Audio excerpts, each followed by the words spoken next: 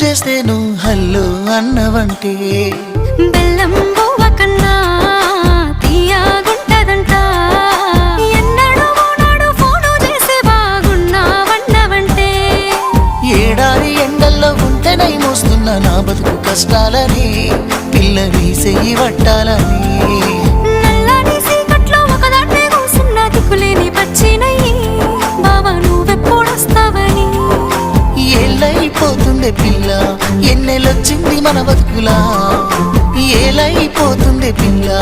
ఏలు వట్టంగా వస్తున్నాయా ఇన్నాళ్ళ ఎడబాటు ఎడవాసిపోతుందిలే ఈ సీనయ్య గుంటున్నదే సినదారా నీ కోసము